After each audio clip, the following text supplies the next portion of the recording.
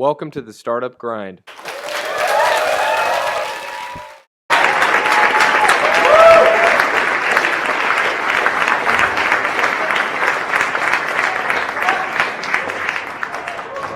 great to be here. So I gave this talk at Trailblazers, and they're like, come do the same talk. So if you were there, I'm going to go through the same stuff, but I'm going to run through a lot of images about some things that I see that I think you see very well. And talk about some trends in the areas of what I call network effects around town inclusion and people who haven't been included in the past, and then a little bit about moonshots, and I promise at the end I'll talk a little bit about Google X because people often want to know. But the main place that I want to start is with kind of this image. We all know this because we feel it and we're working with this, but this is an image that one of the engineers at Google hooked up to all of our data centers and was just capturing search. So each of the little dots represents chunks of searching that's happening. And it just, to me, I like to look at it and think how astonishing it is about how networked we are as a people, as a world. And you see the colors are languages, so red for English and a lighter yellow-green for Spanish, and then some Portuguese and a darker green. I don't know if the lights are a little bright, but you may not see there's a little bit of French out in the islands, and English there's Hawaii. So just really how connected people are. And the impact of that is really astonishing in so many ways. We all feel it. And one of my favorite ones that's really personal is the reason why I ended up going into technology and engineering was largely because of science and math teachers in our high school in Buffalo, New York, who made us do science fair. And it made us actually feel what science and technology were versus reading in a book. And one of the things that's fabulous is to watch the Google Science Fair kids now. And this is some photographs of the 15 top winners from countries all over the world. It is astonishing to see what they're able to do. They're like orders of magnitude ahead of anything we were able to do. There was the odd kid who did something amazing in science fair before the internet. But with the internet, what these kids are able to do is so great. Because they can know what the state of the art of their ideas are, and they can advance the field as teenagers. And they can connect to professionals and do lab work that's just amazing. And so to me, they represent some of the best of what the internet is bringing. And this one to me, this is, I was able to go, you're going to hear from Mary Grove later. Mary and I and some others were able to go to Afghanistan on a trip for Google, and we were in in Western Afghanistan in Herat. So this is a startup incubator there. They're about 80 miles from the Iran border. And when I think about the network, I think about the computer scientists, because I think they're the most networked people in the world. You know, if you think about how people collaborate in open source and how the 16 to 18 million programmers in the world are just so wired, and thinking about these people and how real change is going to come to all these countries where people have not had opportunity. These guys are founding 6 new startups. Someone brought a bunch of frisbees to bring Silicon Valley culture to their thinking, and they were all in. But the network is all over. This is a march against the FARC in Colombia. It actually happened twice. One Facebook group, 450,000 people generated 12 million people protesting against the terrorist group in their country. The adjacency of what people know is illustrated in this image, which is, used to be if you surfed around on Google Maps or any kind of maps, you would see in most parts of the world in emerging countries, like this is Lahore, Pakistan, a line or one highway. But you know there are millions of people there. And so the metadata was not available, in fact, not available for like about 70% of the world. But this is using a tool like a Wikipedia-like tool, it's called MapMaker, where the people just drew themselves onto the map on the satellite imagery. And so all of a sudden you can reveal your city. Geo information is so important for ambulances, for schools, for urban planning, for delivery, for commerce. And so having people do this work is amazing. And this is the kind of activity that's going on that tool. So thinking not only about the beginnings of Wikipedia, but how we collaborate together, and the adjacency of not only people to act and data to act, but what people know and being able to cross-share that in cool ways. This is an old screenshot. People know Khan Academy, yes, probably yes, lots of people. Sal Khan, really, we just heard about education. I love those watershed moments where you're waiting for the amazing entrepreneurs to show up and show you how some daunting problem's going to change. And Khan Academy for me was like, it's like in chemistry, the activation energy, and then it gets easier. He just started teaching. And this is an old one, but the density of the number of classes he was just teaching. And it doesn't mean that Sal Khan's probably the best person to teach all these classes and every topic. But it does mean that someone started, and they showed us a new way. And they said, maybe education could be free for everyone, and maybe we just get moving and stop talking about it. And I love him for that. I think that in some ways this slide also represents the opportunity as we put our knowledge and we collaborate together that all world knowledge will be available online for nearly free or accessible in some form to everyone. This is also about us as people. These are computer science teachers. We have a program called CS for High School, and we flash mob these amazing teachers together. And thinking about the greatest master teachers, if you imagine, like from your own experience, the best teachers, what if they could have collaborated and shared the best of what they were doing and how we can change education that way? This is from Daphne Kohler's talk about Coursera and changing the way that flipped classrooms allow people and putting some data scientists underneath watching children, and we just heard a bunch about that.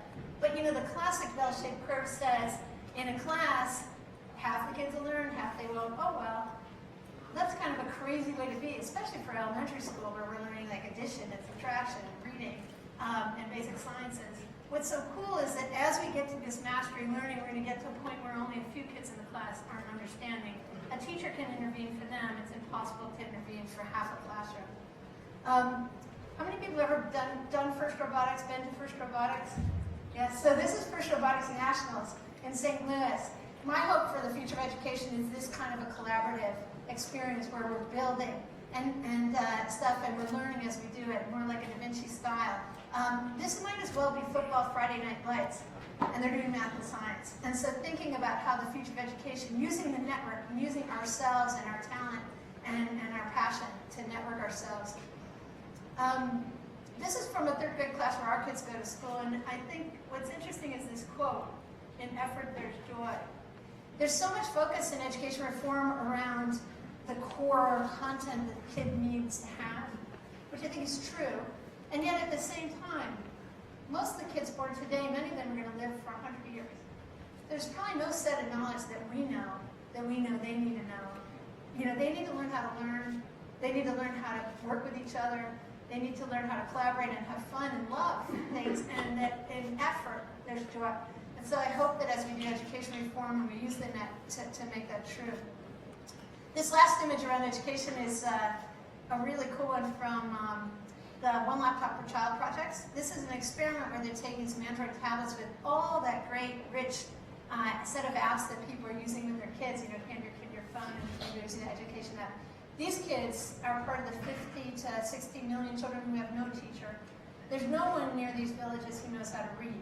So they chose these villages and they just handed the laptops. They taught one adult how to charge them with solar, so that energy wasn't going to be a limiting factor. And they just left them there. And so the two adults in the back, this is Dr. Marion Wolf from Tufts, who's a literacy expert. The two guys here come every 2 weeks and SneakerNet switch the SIM cards. And what's amazing is within the first week, the kids use 50 apps. And they just start learning. And the question on the table is, for the kids who we haven't figured out how to have the will to get them to school or a teacher, could they just teach themselves, onboard themselves, figure out how to get the net to them, and then we can all start collaborating. I always put them together with these kids because these are some kids who won the first Google Science Fair, and the two guys here are from Swaziland, so maybe someday these kids will be these kids if we start doing some things like this quickly. Other things that become adjacent are data. So if you think about climate change, this is some images from Google Earth where you're looking at the 70s, I think it's the 80s, 2001, where the logging roads have come in. And using the kinds of tools that we have to analyze satellite imagery and algorithms to really look at data sets of our whole planet. The Google Earth team has uploaded terabytes of data from the satellite images that have watched satellites have watched the planet since the 80s. So can we take those data sets now and make them adjacent? This is another favorite data adjacency thing, which is, I never thought about this. I got to work on the beginning of Google Books when engineers started scanning and we had to call the libraries and publishers and said, hey, we got this crazy idea. I never thought about this, but if you think about it now that we scan the books and they're searchable, all the words that were ever written are adjacent, kind of in one corpus. And so people are starting doing searching across trends in humanity. And so this was a New York Times article. They had taken the word women, and they were able to show that from 1800 to 2008, the use of the word women was nominal until the modern women's rights movement. So you could look and see, reflect our humanity back at ourselves, and when do trends show up, and use the adjacency of data to better understand ourselves. We're about to do something later this week called Solve for X, which is an event we run where we collect amazing moonshot proposals using technology to help solve problems in the world around energy and water and biology, medicine, other things. People come propose, talk about a huge problem, some crazy technology, think that just might solve the problem and what their radical way to ramp it is. We've launched a site, and so this is a project around collaborating to try to help moonshot pioneers help each other, those of us who want to help spread the word about their ideas and get us out of some of the problems that we're in, leveraging great entrepreneurial ideas. Okay, so I talked about where the network is and my incredible enthusiasm for how we as a humanity are starting to collaborate and use our imagination and the adjacency of things, but there's some places where the network's not. And this is an incredible flip side of that spinning globe. There's parts of the world where just for whatever reason the plumbing layers are not there yet, and it's really a crime. This is, you can see that this is not a time of day problem that most of Africa is not lit up with the internet, because Europe is live and well. And you can see that where cables touch down, there's points. But what was interesting to me was that finding this image on the web, as of 2005, the lightweight lines here mean planned. So there wasn't even an undersea cable on the right-hand side of this entire continent.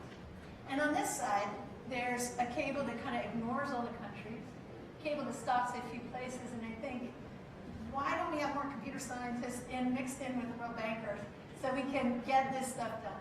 And there's no reason why 900 million talented people shouldn't be in the global conversation, and we need to get that done. What's exciting is that it looks like this.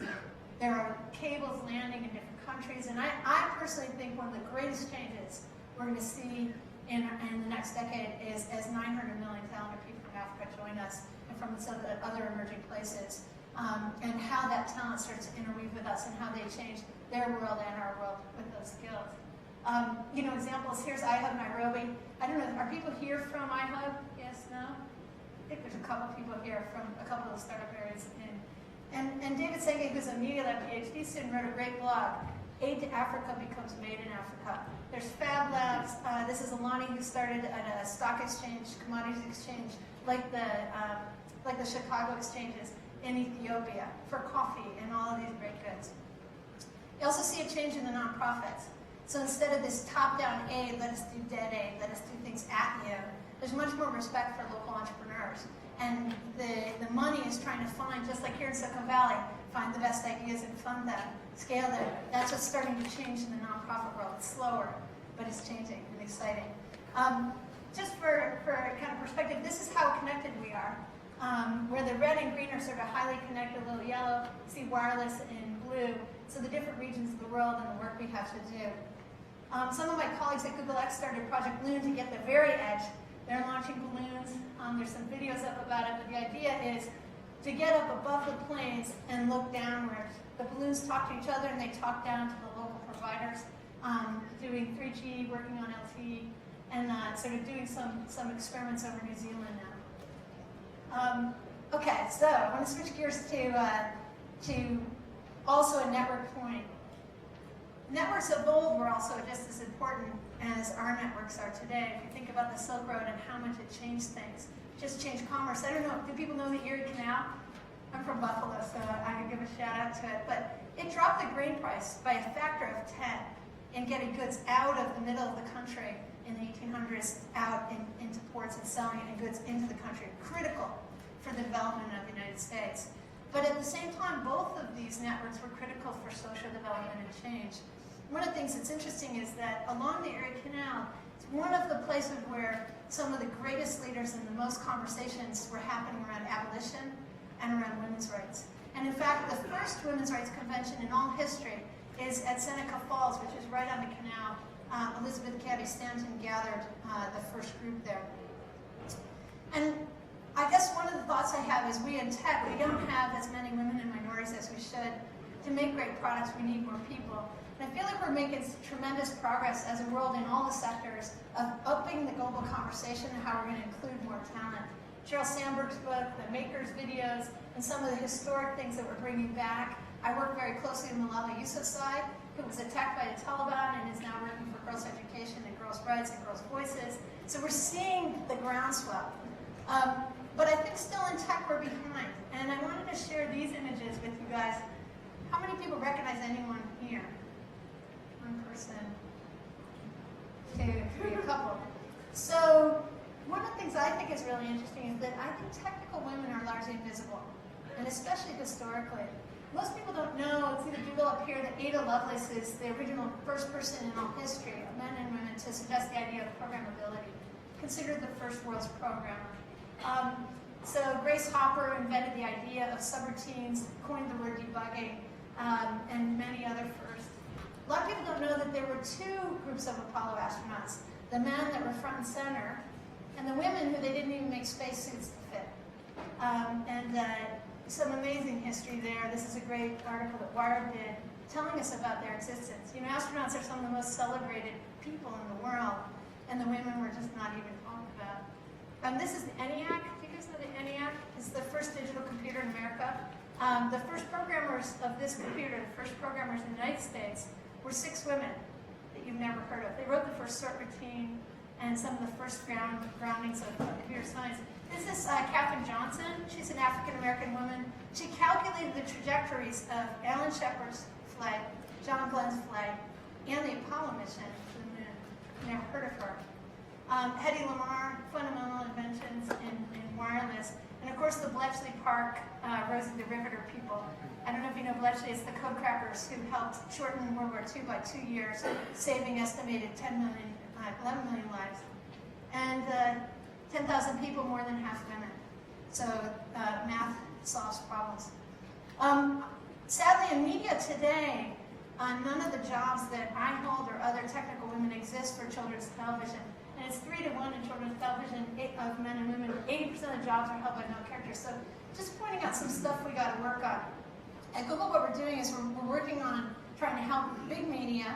We're also trying to make more of our technical women visible. So my call to action for you guys is get the technical women that you know and get them to start talking, get them to be visible. If we are 16 million programmers in the world, that means there's at least 2 or 3 million women. Where are they? Can we get them on stage so that everyone can see them and more people come? And then as a company, we're doing bias training on ourselves. This is an example of ambient bias, where what you have physically around you makes you know whether you belong or not.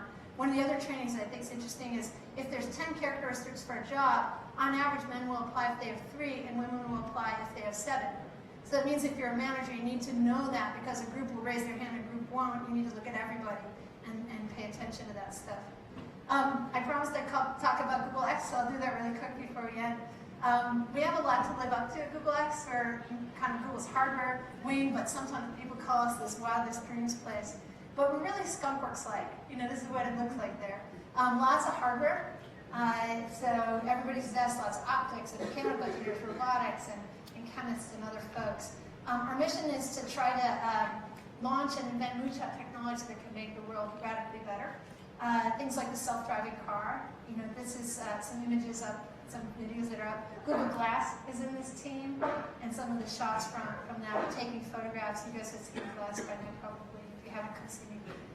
Alerts, lots of partners starting. And then Project Loon I mentioned. There's also an amazing team that's working on kite windmills. If you think about a windmill, one of the things that's true is that wind is stronger higher. So could we go higher? Could we be more efficient, get up higher? And so taking the stand away on the windmill and sending the pinwheel up higher and sending the power down is what this team's working on. And I mentioned self-reps. Culturally, our goal is to be a little more like Willy Wonka. You know, this is kind of a fun place to be. We call it Peter and Petra Pan with PhD. Find these rock star people, get behind them, and help them make this idea happen. We try to think of projects that are 10x, not 10%. It's funny how sometimes it's almost the same effort to push yourself that much further and then versus, you know, editing what's there. So, and you really have to start over. And we use the expression out of improv, 2/3 yes and. Spend more of your time trying to build the idea, help your colleague get it done. 1/3 yes, but of course we need to critique, but don't spend all your time there. And a lot of that classic design thinking. So we have a rapid eval team that's doing lots of prototyping and really building stuff, and then small team skunkworks working on stuff, get to projects, and then start to build the business ideas. And in general, X for us means what are you passionate about solving in the world? So my question for you guys is, what's your X and how can I help you? So thank you very much.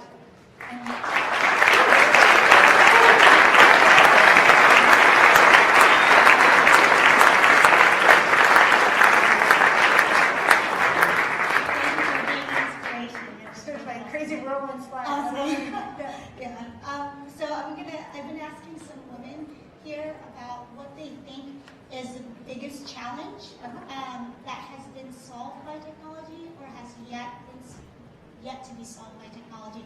Maybe you can do two challenges, one that has been solved and one that hasn't. You said women, so do you mean on behalf of women, or you're asking women the question? I guess I'm asking you as a woman what you feel has been a challenge that has been helped you as a woman, a technical woman, or just as a woman, what technology has helped solve the challenge for you, and then also what is another challenge that we still need to have solved, but maybe the technology that hasn't been invented yet. The things that I think a lot, personally, I'm really passionate about both innovation and inventions themselves that are very applied, that'll help get us out of messes, help save lives, help with energy, help with water and that. And then what I call access to innovation, which is how do we get more people to be able to do the kinds of things we get to do, feel empowered and invent and collaborate with our teams, whether they want to be on tech teams or whether they want to write a book or whatever it is, but be part of bringing their passion to making the kind of change they want to bring to the world. So those are things I'm interested in. I think that to me, the internet is the biggest part of causing us in all the different flavors of the platforms that are out there to appreciate each other. Certainly there are negative stuff. There's so much bullying and nastiness and misogyny and just horrific stuff also on the web that reflects back the humanity of what's happening physically, but it's sometimes unseen, and we see it in comments and nastiness. But the most of the web is an amazing place. And so I think that there's an opportunity to leverage that, to give ourselves more of a break as people, to be our whole selves, to let men not have to be this crazy 1950s rule from Mad Men that they have to be, and women not to be this crazy thing, and just really sort of open up the potential of humanity. And I also think work on our empathy and those kinds of things. So I think that's exciting, and as part of that, I was lucky to go to the King Center dinner, Martin Luther King in Atlanta, and two women were getting the Coretta Scott King Angel Award.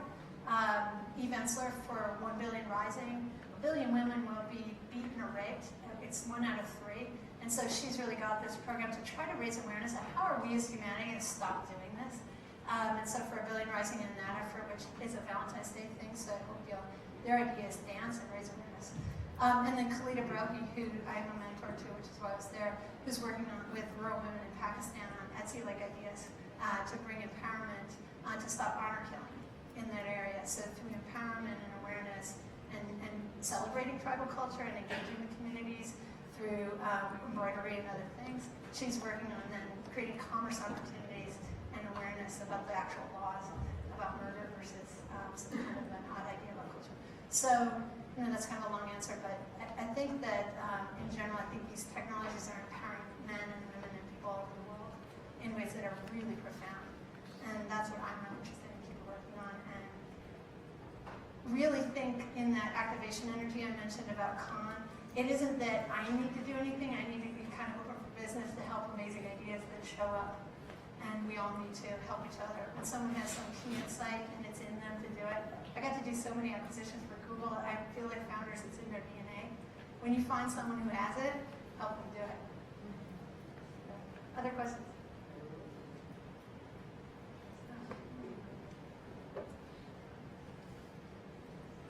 Hi, thank you for speaking today. How hard do you think it is to, I've pretty much got blocked several times, but on my particular project, but is it harder for women to get funding in startups and ventures than it is for men? Definitely, yes. And why is that? It's just unconscious bias. I think it isn't anyone's fault. It's we live with the weight of history. There's been a lot of bias and a lot of discrimination, a lot of stuff against people of different races, And that Elizabeth Cady Stanton thing, one of the things she's writing is basically, can I stop being property? And that's only 1850s, it's not long ago that women were considered properties, and certainly in certain countries they still are. We don't have that in the United States now, but we still have, the President of the State of the Union is like, it's a national embarrassment that women are being paid 30% less. I can't remember his exact stat, what the current is, but, my mom used to have this button, and it said 69 cents or something, in the 70s and 80s, and it's still true. So, NIH funding, women don't have as much funding. So nobody gets their rights without taking their rights and without some teammates to collaborate. So we have to push as women, and men have to help us. And a big part of that is that most of what's going on, I think, and we know, is not conscious. It's not like anybody's intending to do this. We just have things like, if the Gina Davis stuff is true, which she measured, when we watch television, out of 4 characters, only one's a woman. Then when we come to a tech conference, out of 4 characters, if only one's a woman, it just seems normal to us. So we just have to get ourselves out of this stuff, right? If you go to a kindergartner today who's watched American children's television and say, draw a scientist, they'll draw a cartoon of an Einstein-like white man. That's what they've seen, right? It was really fun in the ENIAC story. A friend of mine is the one who found 4 of the 6 programmers, their first American programmers, these 4 women, and interviewed them, and she's working on film. And interestingly, her son met them, and one time he asked her, could boys be programmers? It's all what you learn. And so I think, we've been doing a lot of research in computer science and bias, and Harvey Mudd has such great breakthroughs right now. I don't know if you guys know, but Harvey Mudd did these surveys on these high school girls, and they found out what was blocking them, and they're at 50-50 in computer science and their major, and their major's more popular. So they changed their whole major based on what the kids said about what they needed to bother to come into this field. So part of it is, Marie Clawey, the president of Harvard, says it's just hard work. You have to dig into the data, and you have to evolve yourself. And so that's what we have to do as an industry. Now, what I'm excited about is there's a lot of work going on, and there's some bright spots. Some activation energy where there's some talent that we can follow. But it's very important. And if we want to have the best products, we really need to have all the voices. Thank So you. thanks for your question. Yes, ma'am. Okay.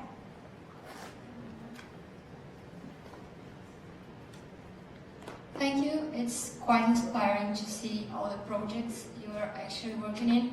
And I'd just like to know in detail, how does the decision-making process go when you receive an idea and you decide this is feasible, so let's do it? Because you have crazy projects, so how do you actually decide on what to take on? Yeah, it's not crazy enough. There's some guy from Nintendo, I guess his job was saying, not fun enough. So maybe not crazy enough. So I think that the way that we are approaching it, and I lead some parts of X, but different leaders, we at Google are a little more consumer-centric, so the projects tend to be more consumer platform than not deep enterprise projects, so that maybe that's a little bit of a filter. But it's really about prototyping, like playing with ideas, and even early on, having a crazy idea and almost like trying to prove it's not possible. That happened with Project Loon. Rich Duvall, who was working on that in the Rapid Evo team, Larry and Sergey had talked about balloon ideas, and that's been around in the world, just in general, this idea of balloons and resources, transport, and was playing around with those ideas, and he just kept trying to see, like, could this happen? Well, let me see if it can't. And it just kept kind of working. And so once we get to a point where we feel like it could graduate, it might work, then it turns into a project that's being explored, and a little bit more of a team comes together. But very much, one of the things that's really important, since we're doing much more hardware, is physical shops. That kind of fab lab, maker kind of spaces. Being able to make what you're talking about, and even early on, being able to prototype. One of my favorite things, I did not work on the glass team, but Tom Chi, who was in the design group, often talks, and he asks people, how long do you think it was before they had the first glass prototype? Any guesses? 6 months? 2 years? 3 days. 3 days? A week. Sir? A week? 1.5 hours. So that's a method, right? There's a methodology. There's very IDEO. It's very D school, Woody Flowers, like that. So it very much, can you prove it? Can you make it? Can we see it? Can we talk about it on the ideas versus, a lot of people start with more, slideware and spreadsheets and that, which, yes, and let's use that. But start with the guts of what you're trying to do and get some customers and yourselves in the mix of it early on. That's proven to be really helpful for us. Okay, thank you so much. Can we all